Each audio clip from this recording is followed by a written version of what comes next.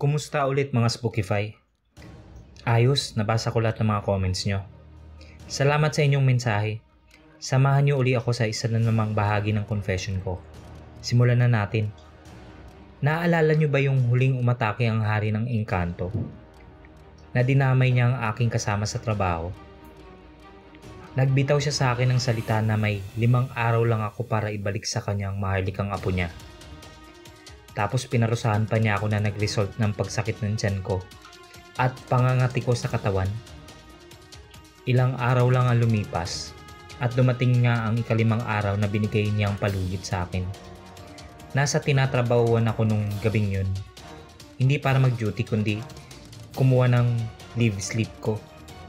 Matapos kong makakuha ng leave sleep, palabas na ako ng kumpanya at naglakad pa uwi para makapaganda ng gamit sa aking pagbabiyahe sa Lanao. Habang naglalakad ako, napakatahimik ng daan. Sa aking paglalakad, may naaninag ako na nakaupo sa malayo. Palingon-lingon siya sa akin. Hindi ko maklaro masyado mukha niya eh. Naka all in black attire siya. Medyo nakaramdam na ako ng konting kaba. Kaya nagsindi ako ng yosi para mabawasan ang kaba ko. Habang papalapit ako tumayo ito at pasalubong na naglalakad patungo sa akin. Wala akong dalang pang depensa kung sakaling ito na ang hari ng mga engkanto. Pero bahala na. Ang Diyos nang bahala sa akin. Huminto yung nakaitim sa harap ko at nagsalita. Magandang gabi, Supremo. Pinadala ako ni General Kenta para sa seguridad mo. Susunod daw sila mamaya sa iyong pagbiyahe. Huwag ka mag-alala, isa ako sa kakampi mo. Ako si Escobar, sabi niya. Sabay tinanggal ng kanyang sombrerong itim. Isa nga siyang engkantong itim sa itsura ng mukha niya. Kawi kasi niya si Kenta eh. Nabanggit ni Kenta sa akin na may iilan siyang kawal na tapat sa kanya. Asa na nga palang napakasama niyong hari. Ngayon yung binigay niyang ultimatum sa akin nung huling nagkaharap kami eh. Tanong ko kay Escobar. Kakaibang pangalan? Halatang pang-engkanto ang tunog ng pangalan nito. Mamayang 12:00 ng hating gabi dito sa mundo niyo ang binabalak niyang paglusob sa iyo, Supremo. Yan po ay base sa aking nalalaman. Pagkasabi niya nagpatuloy na ako sa paglalakad. Sumunod lang si Escobar sa akin. Pero nakikiramdam lang ako sa kanya. Baka kasi nililinlang lang ako nito. Mahina ang pandam ako nung gabing yon. Hindi ko alam kung bakit. Pagdating ko ng bahay, nawala si Escobar bigla na kanina pa ay sumusunod lang naman yun sa akin. Pagkapasok ko sa bahay, naganda na ako para sa dadaling ko sa biyahe. Mga personal na gamit ko. Dinala ko ang sarili ko, X7 at ang langis. Nung matapos na ako sa paghanda, tambay muna ako sa sala. Nakipag-chat ako kay partner para ipaalam na nakakuha na ako ng leave sleep ko at babiyahin na ako papunta sa kanila. Tuwang-tuwa siyempre si partner. Hindi ko na malayan, nakatulog pala ako sa sofa habang kachat siya.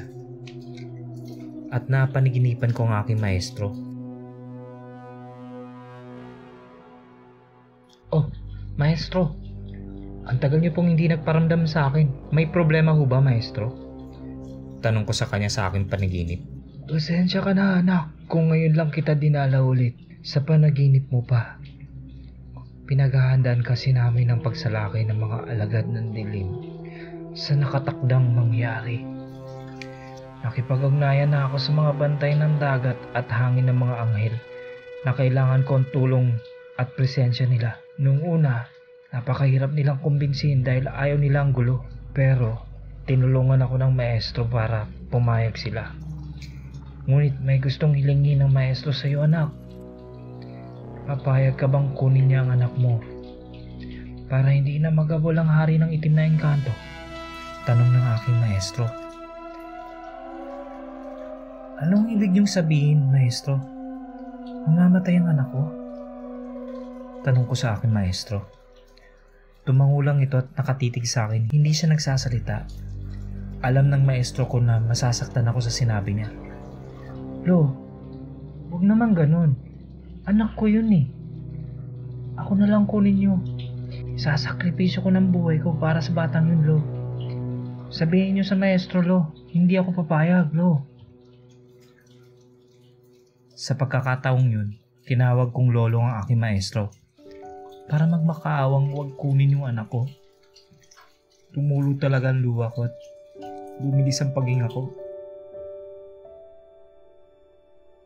Ngunit nak, ito ay pagmumula ng gulo at digmaan sa pagitan ng mga itim at puting anghel. Kahit apo ko rin yung sanggol, ay sumasangayon ako sa maestro. Ako na mag-aalaga sa kanya, anak. Sagot ng maestro ko sa akin na alam kong nararamdaman niya ang pagkaawa sa akin. Lo, parang awa mo na. Sabihin mo sa Diyos at sa maestro na huwag ituloy ang balak na pagkuha sa bata. Papalakihin ko siyang may takot sa Diyos, maging mabait na tao, at magtatanggol sa mga masasamang elemento. Lo, kung maaari ako na lang. Ako na lang. Huwag na ang bata. Hayaan niyo pong lumaki siya. At gagabayan na lang natin para hindi maging masama tulad ng Haring Engkanto. Lumuhod na ako sa harap ng aking maestro na umiiyak. Ang sikip ng damdamin ko ng mga oras na yun. Gumising ka! Gumising ka! Supremo! Paparating na sila! Si Escobar, ginigising ako.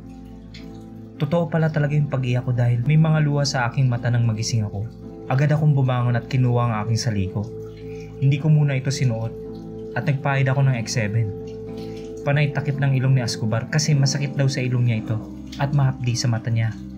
Kumuha ako kaagad ng asin at agad kong linagay sa pintuan para di na sila makapasok. Tiningnan ko ang oras, 12 AM na. Naririnig ko ang mga yabag ng mga paa nila sa labas. Parang umaali-aligid. Mga ingin ng kabayo.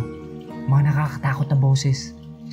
Pagtingin ko sa bintana, nakita ko napakadaming mga itim na engkanto pero di sila makapasok dahil may harang na ang pinto.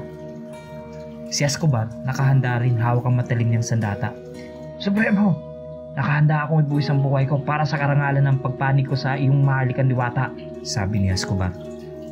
Ngunit, isang oras ang nagdaan, tumahimik ang buong paligid sa labas. Umalis na ang mga itim na kawal ng mga engkanto. Nakahinga ako na maluwag. Ilang segundo lang may kumatok sa bintana. Si Escobar ang tumingin. General Kenta, mahalikang prinsesa, sabi ni Escobar. Kaya agad akong tumayo at binuksan ang pintuan. Winalis ko ang mga asin para makapasok ang dalawa. Pagpasok nila, agad nila ako sinabihan na umalis na daw ako dahil kasalukuyang hinahanap ng mga itim na engkanto ang bata sa Lanao area. Dumating daw kasi ang emperor na engkanto sa kaharian nila at pinasamahan ng mga kawal niya ang mga kawal rin ng kanyang ama. Hindi na ako nag-aksaya ng oras at agad na ako lumisan ng bahay. Nilako ang pintuan at sabay kaming lahat lumabas. Si Escobar at ang mahalikan diwata nang sumama sa biyahe at si Kenta ay bumalik sa kaharian nila para ihanda ang mga binuo niyang hukbo. Binigyan niya ng pulang bato si Escobar para maging lagusan daw yun o portal. Ibabaon daw ito sa isang puno na hindi pa nagkakaroon ng bunga o namumulaklak. Hindi ko alam kung bakit, basta yun lang ang binili ni Kenta kay Escobar. Bumiyahe kaming 3 papuntang Lanao del Norte. Ginamit ko na ang sasakyan ng aking kapatid na nasa Manila naman. Sa akin niya kasi iniiwan ito. Pero di ko masyadong ginagamit kasi magastos yung gasolina eh. Habang nasa biyahe kami, pinaalalahanan ko silang dalawa na huwag magpapakita sa pamilya ni partner. Kung maaari, ipairal nila ang pagiging engkanto. Pinapahintulutan ko silang gamitin muna nila at huwag mag-anyong tao dahil baka magtaka ang pamilya nila partner. Abangan ang huling bahagi ng kwento, ang pagsalakay ng mga itim na engkanto at may lalabas na batang anghel. Sino kaya siya? Ang matinding sagupuan na sumali pa ang mga rebelde sa kabundukan at ang pagsanib puwersa sa amin ng mga ilaga. Sa susunod na bahagi ko na ito itutuloy. Maraming salamat sa patuloy niyong pagsubaybay. God bless sa ating lahat.